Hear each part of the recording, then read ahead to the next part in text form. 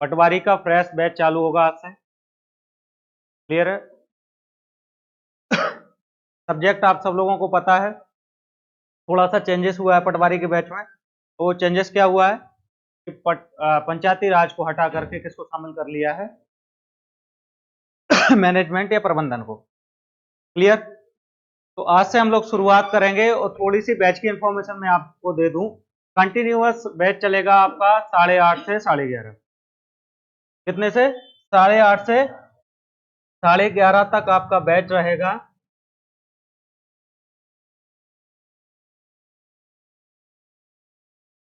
8:30 से 11:30 मॉर्निंग में ये आपका बैच रहेगा किसका? पटवारी का, जिसमें कंप्लीट कोर्स रहेंगे आपके, सारे सब्जेक्ट एक साथ पढ़ाए जाएंगे। कोई सब्जेक्ट ऐसा नहीं होगा कि अल्टरनेट कि भाई ये सब्जेक्ट कंप्लीट हुआ तो ये चालू करें। एक साथ में पढ़ाएंगे, एक साथ लेकर के चलेंगे पूरे सब्जेक्टों को। और टारगेट ये है कि 3 महीना मतलब 3 महीना, 3 महीना मतलब दिसंबर, जनवरी और फरवरी, फरवरी लास्ट तक ये पूरा संपूर्ण सिलेबस, कंप्लीट सिलेबस हम लोग खत्म करेंगे फरवरी लास्ट तक।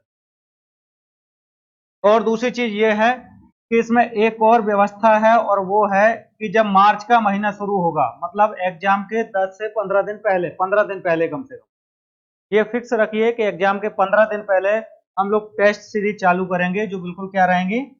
फ्री ऑफ कॉस्ट रहेंगी। अगर आप लोग कोचिंग के साथ जुड़े हुए हैं तो कंटिन्यूअस ये टेस्ट सीरीज आपको फ्री ऑफ कॉस्ट रहेंगी। लेकिन शुरुआत कब होगी? जब ये हमारा फरवरी तक पूरा कंप्लीट सिलेबस हो जाएगा, और उसके बाद में फिर क्या होगा? टेस्ट सीरीज 15 दिन तक कंटिन्यूअस चलेंगे। क्लियर है यहां तक? बैच को पढ़ने का तरीका या क्लासेस लेने का तरीका दो तरीके से, एक तो ऑफलाइन क्लास रहेंगी और दूसरी रहेंगी ऑनलाइन। पहला कौन सा? ऑफलाइन, और दूसरा ऑनलाइन।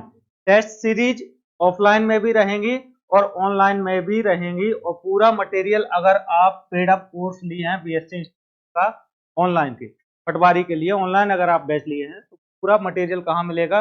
टेलीग्राम पर। जो यहाँ नोट्स पढ़ाए जाएंगे वो टेलीग्राम बीएससी पर मिलेंगे। उनका आप नोट्स बनाइए, पीडीएफ को सेव कीजिए।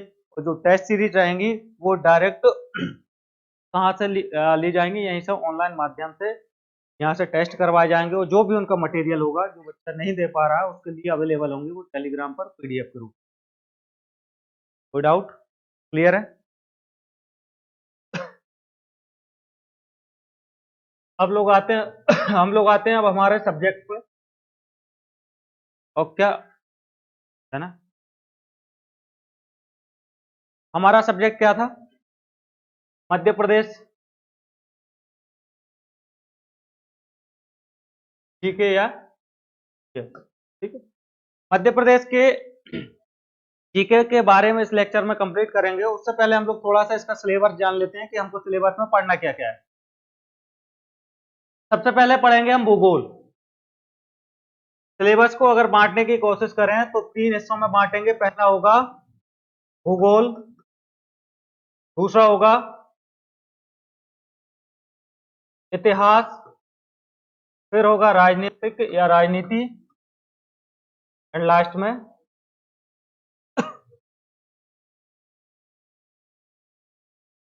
विविध और अर्थव्यवस्था, मिसलेनियस और इकोनॉमी। क्लियर? भूगोल के अंतर्गत हम लोग पढ़ेंगे मध्य प्रदेश के वन, कि मध्य प्रदेश में किस प्रकार के, किस क्षेत्र में कैसे वन पाए जाते हैं, ये कंप्लीट करेंगे। उसके बाद में दूसरा जो टॉपिक रहेगा हमारा वनोपज, फिर मध्य प्रदेश के वन्य जीव। ये तीनों एक ही चैप्टर में कवर करेंगे। कौन सा? मध्य प्रदेश के वन, वनों से प्राप्त होने वाली क्या? उपज, और उसके साथ उन वनों में पाए जाने वाले वन्य जीव। क्लियर है? ये एक टॉपिक बनेगा। फिर आएंगे हम लोग नदियां, जो आज से शुरू करने वाले हैं हम लोग, मध्य प्रदेश की नदियां। मध्य प्रदेश में कौन कौन सी प्रमुख नदियां हैं, उनका उद्गम स्थल, उनके स्रोत, लंबाई, चौड़ाई, जो भी वन लाइन फैक्ट आते हैं वो कंप्लीट करेंगे। कहाँ? मध्य प्रदेश की नदियों वाले चैप्टर में। उसी नदियों वाले चैप्टर के साथ क्लियर करेंगे हम मध्य प्रदेश की प्रमुख सिंचाई परियोजनाएं और मध्य प्रदेश की प्रमुख विद्युत परियोजना। क्यों? क्योंकि सिंचाई परियोजना किसी जो भी परियोजना, जो भी प्रोजेक्ट सिंचाई से रिलेटेड होगा वो कहाँ होगा, नदियों पर होगा। तो इस टॉपिक को भी हम किसके साथ कंप्लीट करेंगे, मध्य प्रदेश की नदियों के साथ। और विद्युत परियोजनाएं आप लोग जानते हैं कि विद्युत परियोजनाएं कहाँ लगती हैं, बड़े बड़े बांधों पर, और बांध कहाँ बने होते हैं, बड़ी बड़ी नदियों पर। तो ये जो दूसरा टॉपिक, तीसरा टॉपिक है हमारा कौन सा, विद्युत परियोजना, पावर जो प्रोजेक्ट हैं उनको भी खत्म करेंगे किसके साथ, नदियों के साथ। अगला जो टॉपिक आता है वो आता है मध्य प्रदेश की जलवायु, climate of MP. Madhya Pradesh में किस प्रकार की जलवायु पाई जाती है, किस एरिया में सबसे अधिक ठंड पड़ती है, किस एरिया में सबसे अधिक गर्मी पड़ती है, ये सब डिस्कशन कहाँ होगा, मध्य प्रदेश की जलवायु वाले चैप्टर में। नेक्स्ट आएगा मध्य प्रदेश में परिवहन। मध्य प्रदेश में परिवहन, परिवहन और संचार। परिवहन तीन तरीके का होता है, हम लोग जानते हैं, वायु, रेल और सड़क। वायु, रेल और सड़क, ये तीन सबसे प्रमुख तरीके होते हैं किसके, परिवहन के। इन तीनों क्षेत्रों को हम लोग कवर करेंगे मध्य प्रदेश के परिवहन में, मुख्य रूप से सड़क परिवहन को, इसमें जिसमें राष्ट्रीय राजमार्ग और राजकीय राजमार्ग, नेशनल हाईवे और स्टेट हाईवे हम लोग कवर करेंगे। जिससे ऑनलाइन फैक्ट पूछे जाते हैं, पूछा जाता है कौन सा नेशनल हाईवे कहाँ से गुजरता है, किस नेशनल हाईवे की लंबाई सर्वाधिक है। इस तरीके के जो फैक्ट आएंगे बाय मैप हम लोग समझेंगे किस मध्य प्रदेश के परिवहन में। अगला जो टॉपिक होगा मध्य प्रदेश में कृषि, क्योंकि हम लोग जानते हैं कि भारत क्या है, एक कृषि प्रधान देश है, और मध्य प्रदेश भी एक क्या है, कृषि प्रधान राज्य है। अर्थव्यवस्था का प्रमुख जो क्षेत्र है वो क्या है, मध्य प्रदेश का कृषि। तो मध्य प्रदेश की कृषि के बारे में थोड़ा डीप में समझेंगे। तो मैंने अभी बताया था कि किस क्षेत्र में कौन सी कृषि, कौन सी फसल सर्वाधिक होती है। कई बार पूछा जाता है ना, गेहूं की डलिया, सरसों की हांडी किस क्षेत्र को कहते हैं, इस तरीके के प्रश्न बनते हैं। तो ये सब प्रश्न कहाँ कवर होंगे हम लोगों के, मध्य प्रदेश की कृषि वाले टॉपिक में। फिर आता है मध्य प्रदेश में पशुपालन। अब दोनों को रिलेट करके पढ़ना है, कृषि और पशुपालन, क्योंकि एक ही होता है क्या, कृषि और पशुपालन। तो एक ही टॉपिक को कवर करेंगे, कृषि भी और पशुपालन को। क्यों, क्योंकि पशुपालन भी किसका हिस्सा है, कृषि का हिस्सा है। और मध्य प्रदेश में कृषि आधारित उद्योग, ये तीनों एक ही टॉपिक में आ जाएंगे, किसमें, मध्य प्रदेश में कृषि के टॉपिक में। कृषि आधारित उद्योग, जहां पर गन्ना ज्यादा होंगे तो ऑब्वियसली बात है कि भाई वहां शक्कर मिले होंगे। जहां कपास ज्यादा होगा वहां क्या मिलेगा, कॉटन मिल आसपास में होंगी। समझ में आ रहा है कि नहीं आ रहा, क्लियर है। तो इस तरीके से जो बड़ी बड़ी इंडस्ट्रीज हैं मध्य प्रदेश में, उनको कवर करेंगे कहां, मध्य प्रदेश में कृषि आधारित उद्योग। आगे बढ़े। फिर आता है हमारा दूसरा पार्ट, और वो है संवैधानिक व्यवस्था। अब संवैधानिक व्यवस्था में कुछ ज्यादा नहीं पढ़ना है, बस वन लाइन फैक्ट के हिसाब से या हमारे पटवारी परीक्षा को ध्यान में रखते हुए या फिर जो व्यापम परीक्षा लेता है उसमें देखें तो मुख्य रूप से मध्य प्रदेश के राज्यपाल, कि मध्य प्रदेश के गठन से अभी तक, वर्तमान समय तक, उन राज्यपालों के नाम, उनका क्रम, इस तरीके से क्या करना, उनको याद करना है। दूसरा, मध्य प्रदेश के मंत्रिमंडल, मंत्रिमंडल कौन सा, प्रेजेंट टाइम का, कौन सा विभाग, कौन सा पोर्टफोलियो किस मंत्री के पास है, ऑनलाइन फैक्ट या करंट से जोड़कर आते हैं, तो क्लियर करेंगे कहां, मध्य प्रदेश की राजनीतिक व्यवस्था। फर्स्ट है याद है। मध्य प्रदेश की विधानसभा, किस तरीके से मध्य प्रदेश की विधानसभा की संरचना है, किस तरीके से मध्य प्रदेश में कितने विधायक पाए जाते हैं, किस क्षेत्र में कितनी क्या सीटें हैं, इस तरीके से ये कवर कहाँ होगा, मध्य प्रदेश की विधानसभा में। कुछ मध्य प्रदेश की राजनीति से जुड़े हुए चर्चित व्यक्ति हैं, ठीक है, जिनको प्रश्न पूछ लिया जाता है कभी कभी कि भाई ये किस विधानसभा से जीत कर आए हैं या चुनाव लड़े हैं, तो उनके कुछ विधानसभाओं के नाम, जैसे हमारे मुख्यमंत्री जी कहाँ से हैं, एमएलए बुधनी, जो सीहोर जिले की क्या है, एक विधानसभा है। तो इस तरीके से 8-10 चर्चित व्यक्ति होंगे राजनीतिक मंत्रिमंडल में, उनकी विधानसभाओं के नाम आपको याद करना है। फिर आता है मध्य प्रदेश का उच्च न्यायालय, high court of Madhya Pradesh. थोड़ा सा इसकी हिस्ट्री के बारे में जानेंगे कि इसका भाई पहले जो मुख्य न्यायाधीश थे वो कौन थे, उसके बाद में दूसरे कौन हुए, और उसके बाद में अभी प्रेजेंट में मध्य प्रदेश उच्च न्यायालय के मुख्य न्यायाधीश कौन है, और कितने जजों की ये बेंच है, ये टीम। मध्य प्रदेश उच्च न्यायालय, इसका मुख्यालय कहाँ है, खंडपीठ कहाँ है, ये सब देखेंगे हम कहाँ, मध्य प्रदेश उच्च न्यायालय, जो कि हिस्सा है किसका, मध्य प्रदेश की संवैधानिक व्यवस्था। फिर आते हैं मध्य प्रदेश में त्रिस्तरीय पंचायती राज व्यवस्था ये क्या होती है? ये पहले बहुत बड़ा रोल अदा करती थी पटवारी परीक्षा में, और इस बार भी कहीं ना कहीं प्रश्न जरूर पूछे जाएंगे हर सेट में। तो त्रिस्तरीय पंचायती व्यवस्था आप लोग देखते हैं, सब जानते भी होंगे। सबसे पहला आता है क्या? ग्राम पंचायत, ग्राम पंचायत, फिर आता है जनपद पंचायत, और फिर आता है जिला पंचायत। तो ये जो त्रिस्तरीय पंचायत व्यवस्था है, इसकी शुरुआत कैसे हुई मध्य प्रदेश में, और उसके थोड़ा सा संदर्भ देखेंगे देश में क्या होती है ये पंचायती राज व्यवस्था, क्या क्यों इसकी जरूरत पड़ी, किस तरीके से इसका क्या है संचालन होता है, ये सब देखेंगे हम लोग कहाँ पंचायत की त्रिस्तरीय व्यवस्था।